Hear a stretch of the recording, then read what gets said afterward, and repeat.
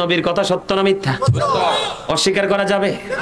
হযরত মুহাম্মদ সাল্লাল্লাহু আলাইহি সাল্লাম was born in Arab country. His father's name was Abdullah. His mother's name was Amina.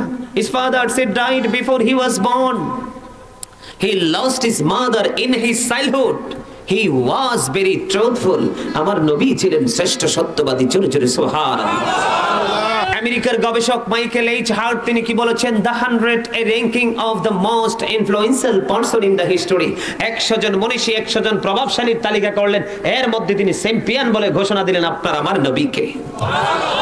সেই নবীর জবানের কথা ডক্টর আহমদ পিয়ারা বাগদাদি শাহপুর দরবার শরীফের পীর সাহেব কেবলা, যিনি একাধিকবার বিভিন্ন বাহাসে বিধর্মীদেরকে পরাজিত করেছেন, 1980 সনে সবচেয়ে বড় বৃহৎ এক পরাজয় ঘটিয়েছেন বেঈমান কাফেরদের, সেটা আমেরিকার বোস্টন মসজিদে।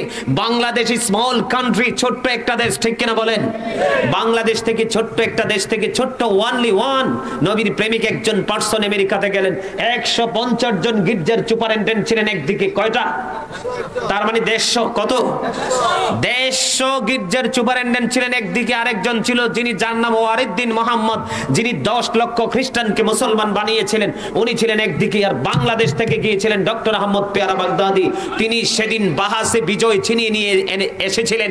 উনি একটা বক্তব্য দিয়েছিলেন, উনি বলেছিলেন of all the great religious personalities of all prophet Muhammad রাসূলুল্লাহ সাল্লাল্লাহু আলাইহি ওয়াসাল্লাম। আপনারা চুমু খাইতে পারেন না নবীর নাম মোবারক শুনলে? এটা কি পাপের কাজ? আবু বকর সিদ্দিক রাদিয়াল্লাহু তাআলা আনহু এইভাবে নবীর নাম মোবারক শুনলে সম্মান করে চুমু খেতেন। আর চোখের মর্যাদা বেড়ে যাবে, এই চোখে কোনোদিন বিমার হবে না, কোনোদিন অসুখ। বুঝেন নাই বাহাসটা কি হয়েছিল? একটু বলবো, একটু বলবো ইমানকে স্ট্রং করার জন্য। কারণ এখন আমাদের নবীকে নিয়ে বিতর্কিত প্রশ্ন, নিচু করে চিন্তা ভাবনা, কথাবার্তা বলার মতো অনেক মানুষ বের হয়ে গেছে, ঠিক কিনা বলেন? ওই যে একটু আগে একটা বক্তব্য দিয়েছিলাম, মনে আছে? He that loveth not knoweth not God for God is love, মনে আছে? একটু আগে ওরা বলেছে যেজন প্রেম করে না সেজন আল্লাহকে জানে না, ফর গড ইজ লাভ, আল্লাহই প্রেম। কিন্তু আল্লাহ বলেছেন কি না, সে বলুন ইফ ইউ ডু লাভ আল্লাহ, যদি তোমরা আল্লাহকে ভালোবেসে থাকো, ফলো মি মুহাম্মদ সাল্লাল্লাহু আলাইহি সাল্লাম, মুহাম্মদ সাল্লাল্লাহু আলাইহি সাল্লামের অনুগত হয়ে যাও। জোরে জোরে সুবহানাল্লাহ। আল্লাহ বলেছেন আল্লাহ উইল লাভ ইউ, তখন আল্লাহ তোমাকে ভালো এন্ড ফরগিভ ইউর সিনস, তোমার জীবনের গুনাহ maaf করে দিবেন। আল্লাহ দেখাই দিয়েছে কাকে? এই বক্তব্যটা কোত্থেকে পেয়েছি জানেন? এই বক্তব্যটা পেয়েছি ডক্টর আহমদ পিয়ারা বাগদাদি পীর সাহেব কেবলা লিখিত কিতাব থেকে। আমি অবাক হয়ে গেছি। ইনি বলেছেন there is no God but Allah, সে আল্লাহ ব্যতীত কোনো উপাস্য নেই, কোনো ইলাহ নেই। মুহাম্মদ রাসূলুল্লাহ সাল্লাল্লাহু আলাইহি সাল্লাম is the messenger of Allah. জোরে জোরে বলেন না সুবহানাল্লাহ। Allah of the first pillar is the lord of world রব্বুল আলামিন। হযরত মুহাম্মদ রাসূলুল্লাহ সাল্লাল্লাহু আলাইহি সাল্লাম is the blessing for the world রাহমাতাল লিল আলামিন। কি চমৎকার 5 পিলার্স অফ ইসলাম। ইসলামের খুঁটি কয়টা? 5টা। ফার্স্ট খুঁটি, প্রথম খুঁটি কোনটা? The first pillar of Islam ঈমান। ঈমানের প্রথম দিকে কি? আল্লাহ। দ্বিতীয় দিকে কি? আমার নবী। জোরে জোরে বলেন না সুবহানাল্লাহ। সেই নবীর বক্তব্য নিয়ে যে 1 সেকেন্ডের জন্য আংশিক চিন্তা বরবাদ করবে, মন্তব্য করবে, তার ঈমান সাথে সাথে শেষ। সাবধানতার সাথে এখন কিন্তু যেই কোনো হুজুরের বক্তব্য শুনতে পারবেন না, আমি সাবধান করে দিয়ে যাই। কারণ আমার নবী বলেছেন কিয়ামতের আলামতের মধ্যে পৃথিবীতে সবচেয়ে নিকৃষ্ট একটা আলামত হলো পৃথিবীর আলেমরা। কারা? আপনারা আমার কথা গ্রহণযোগ্য হবে কিনা জানি না, আপনাদের আমার কথা আপনাদের কাছে কতটুকু গ্রহণযোগ্য হবে জানি না। আমার রাসূল বলে গিয়েছেন পৃথিবীতে সবচেয়ে নিকৃষ্ট মানুষ হবে কিয়ামতের পরবর্তীকালে আলেমরা। কারণ তারা নিজেদের স্বার্থের জন্য, সুবিধার জন্য, আধিপত্য বিস্তারের জন্য মন গড়া ফতোয়া দিয়ে দিয়ে সাধারণ মানুষকে ধ্বংসের দিকে ঠেলে দিবে। আজকে কিন্তু সেটা শুরু হয়ে গেছে। আর তাদেরকে চিনার প্রথম উপায় হলো নবী সম্পর্কে তারা নিচু মন্তব্য করবে, নবীর পরিবার সম্পর্কে তারা নিচু মন্তব্য করবে, সাহাবায়ে কেরাম সম্পর্কে তারা নিচু মন্তব্য করবে, আল্লাহর ওলিদেরকে নিয়ে তারা নোংরা মন্তব্য করবে। এই রকম ধরনের মানুষ যখন দেখবেন আল্লাহর ওলিদেরকে নিয়ে বিভিন্ন বিরূপ মন্তব্য করে, তখন মনে করবেন এটার ঈমান নাই। আর কারণ আপনি আমল, পাহাড় পরিমাণ আমল দিয়ে কোনো লাভ। কারণ আল্লাহ বলেছেন আল্লাযীনা আমানু, যারা ঈমান এনেছে। কি এনেছে? যারা ঈমান এনেছে। আল্লাহ বলেছেন ও কানু ইয়াত্তাকুন, এবং তাকওয়া অবলম্বন করেছে, তার মানে আল্লাহকে ভয়। আল্লাহ তারপরে সুসংবাদ দিয়েছেন লাহুমুল বুশরা, তাদের জন্য সুসংবাদ, ফিল হায়াতিদ দুনিয়া, দুনিয়ার জীবনে, ও ফিল আখিরা, এবং পরকালের জীবনে। জোরে জোরে সুবহানাল্লাহ। তাহলে আপনাকে আমাকে কি করতে হবে? আগে ঈমান। আর ঈমান হলো কে? আল্লাহ। আরে নামই আল্লাহ তো আছেই, এটা হিন্দু মানে, খ্রিস্ট মানে, বুদ্ধ মানে, সবাই মানে। আল্লাহকে শুধু মানলে ইমানদার নন, রাসূলকে মানতে হবে, রাসূলের আহলে বাইতকে মানতে হবে, সাহাবায়ে কেরামদেরকে মানতে হবে। ধীরে ধীরে ধীরে ধীরে এই যে বর্তমান যুগে আলেম ওলামারা যে কোরআন হাদিস থেকে বক্তব্য দেন হবে, তাহলে আপনি পরিপূর্ণ ঈমান দ্বারা, ঠিক কিনা বলেন? এই সমস্ত আমাদের সমস্যা আছে না নাই? বন্ধুরে আমার, আমার নবী বলে দিয়েছেন আমি জিকিরের মধ্যে ছিলাম কোথায়? কথা বলে না? আমার নবী বলে দিয়েছে, বন্ধু হৃদয় খুলে শোনো, আমার নবী সরকার মদিনা তিনি বলে দিয়েছে, রে কাবিলপুরের মানুষ বিরক্ত হইও না, একটু ধৈর্য ধরে শোনো, কারণ আগামী কালকে আর মাহফিল হবে না। যদি বেঁচে থাকে আবার 365 দিনের মাথায়, 1 বছরের মাথায় হবে। এর ফাঁকে গত বছরে এই পর্যন্ত অনেক মানুষ মরে গেছে না? আগামী বছর আবার আসতে হাসতে না জানি কে পরপারে পারি দেয়। বন্ধু শোনো গো, একটু হৃদয় খুলে, জিকিরের কত ফজিলত, কত বড়। আমার আল্লাহ, আমার নবী বলেছেন, কেউ যখন আল্লাহর জিকির করে আল্লাহ তার সঙ্গে থাকে। নবী বলেছেন, কেউ যখন একা একা নবী আল্লাহর জিকির করে রে, আল্লাহ বলে দিয়েছেন আল্লাহ রাব্বুল আলামিন তখন তার জিকিরও একা একা করে। আজকে আমরা মজলিসে আছি না নাই? বন্ধু হাদিস শরীফ থেকে হাদিসের রাবি হলেন হযরতে আবু হুরায়রা রাদিয়াল্লাহু তাআলা আনহু। আমার নবী, আপনার নবী বলেছেন, কেউ যখন আল্লাহর জিকির মজলিসে করে, এটা কিন্তু আমাদের একটা মজলিস। আমার আল্লাহ জানিয়ে দিয়েছে, আমার কোন বান্দা যখন আমার জিকির মজলিসে করে, সে যেই মজলিসে আমি আল্লাহর জিকির করেছে, আমি তার চাইতে উত্তম মজলিসে তার জিকির করি। তার মানে আপনি মজলিসে আল্লাহকে স্মরণ করবেন, এর চেয়ে আরো উত্তম মজলিস, আল্লাহর মজলিস কি আমাদেরটার মতো নেই? কল্পনা করা যায়নি। এত উন্নত, এত উন্নত, কল্পনাও বন্ধ করা যায় না। আমার আল্লাহ বলেছেন, নবী জানিয়ে দিয়েছে, কেউ যখন আমাকে মজলিসে স্মরণ করে, আমি আল্লাহ তার চাইতে উত্তম মজলিসে আমার ওই বান্দাকে আমি স্মরণ করি। বন্ধু কাবিলপুরের মানুষ, আরো শোনো গো, জিকিরের যে কি মজা, কি ফজিলত। আমার নবী জানিয়ে দিয়েছে, কেউ যখন আল্লাহর দিকে 1 বিঘত এগিয়ে যায়, কি 1 বিঘা পরিমাণ এগিয়ে যায়, হাদিস শরীফের মধ্যে এসেছে বন্ধু, আমার নবী তার দিকে 1 গজ এগিয়ে আসে। আমার আল্লাহ জানিয়ে দিয়েছে, আমার নবী বলে দিয়েছে, আল্লাহর দিকে কেউ যখন বন্ধু 1 হাত এগিয়ে যায়, আমার আল্লাহ বান্দার দিকে 2 হাত এগিয়ে আসে। আমার নবী বলেছে, আল্লাহ ডাক দিয়ে বলে, বান্দা কেউ যখন জিকির করতে করতে আমার দিকে পায়ে হেঁটে হেঁটে আসো, আমি আল্লাহ তোমার দিকে দৌড়ে চলে আসি। তবে এই হাদিসের শুরুটা আমি পরে বলছি বন্ধু, একটু আপনাদেরকে মজা দেওয়ার জন্য। আমার আল্লাহ জানিয়ে দিয়েছে, আমার বান্দা আমাকে নিয়ে যেমন মনে করে, আমি তার কাছেই তেমন। সুবহানাল্লাহ বলেন না? আল্লাহ কে বলেছে? আমার বান্দা আমাকে যেমন মনে করে, আমি তার কাছে তেমন। আপনি যদি মনে করেন আল্লাহ আপনার বন্ধু, আল্লাহু ওয়ালিউল্লাযিনা আমানু, জোরে জোরে আল্লাহু আকবার।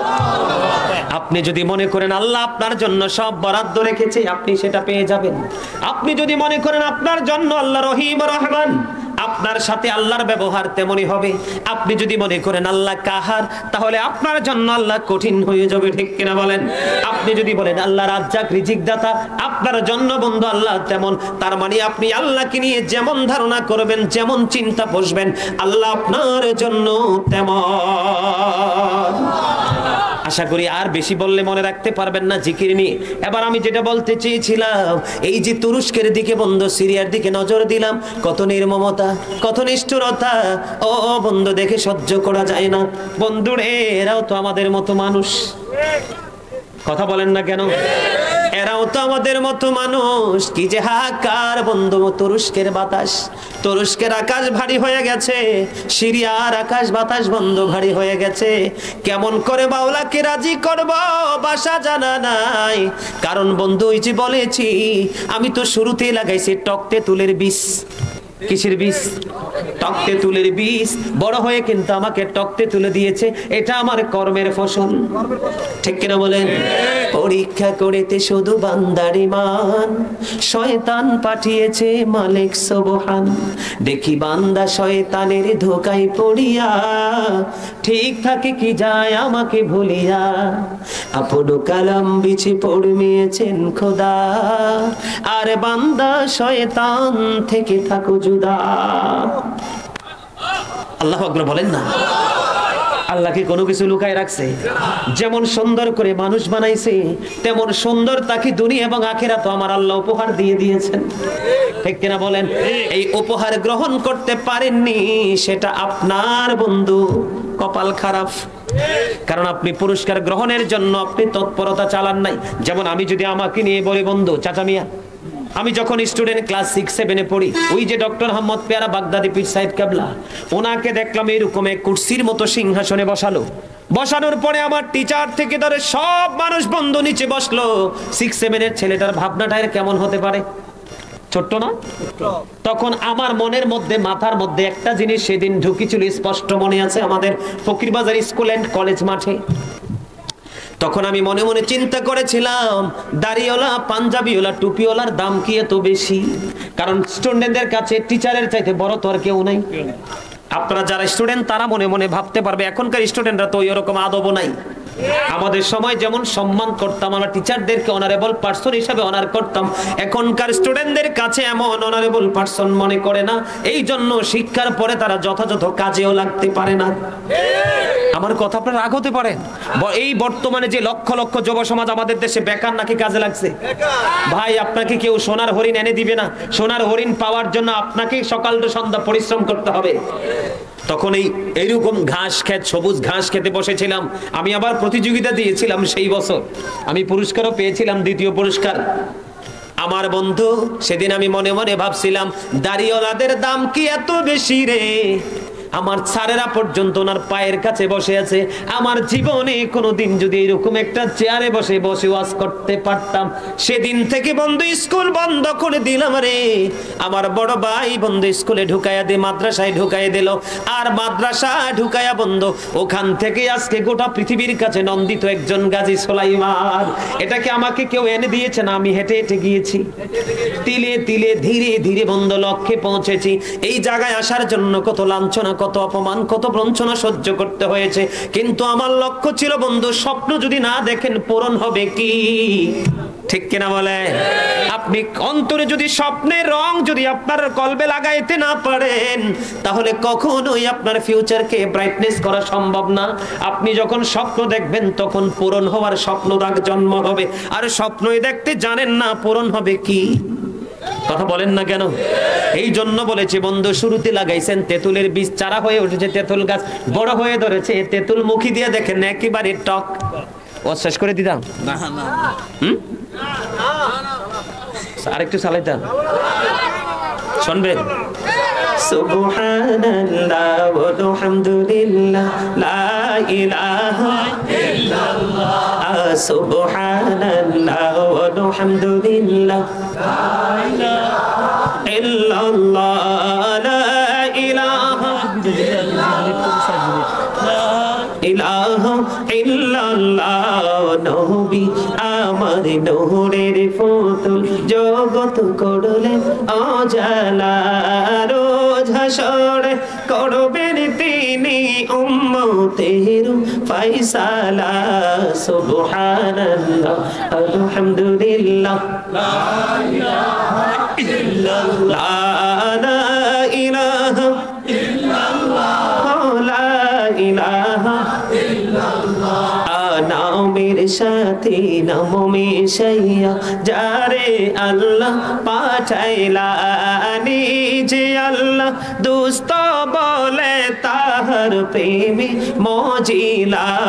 সুবহানাল্লাহ আলহামদুলিল্লাহ, লা ইলাহা ইল্লাল্লাহ, লা ইলাহা ইল্লাল্লাহ, মুহাম্মাদুর রাসূলুল্লাহ সাল্লাল্লাহু আলাইহি ওয়াসাল্লাম। আমার ভাই কইছে আমার চাচার একটু বিদায় দিয়ে দিতাম, কিন্তু আমার মন চায় না, একটু বসক না। মাহফিল কি আর প্রতিদিন হয়? এই প্যান্ডেল কি প্রতিদিন পাওয়া যায়? কোনটা কবুল হয় বলা তো যায় না। চাচাকে একটু বসবেন আর একটু। আচ্ছা ঠিক আছে, আরেকটা টপিকস দিয়ে শেষ করে দিই, ঠিক কিনা বলেন? ছোট্ট, কারণ বাস্তবতাকে অস্বীকার করার কোনো সুযোগ। হ্যাঁ বুঝতে পারছি, আমি তো পুরাই বুঝছি।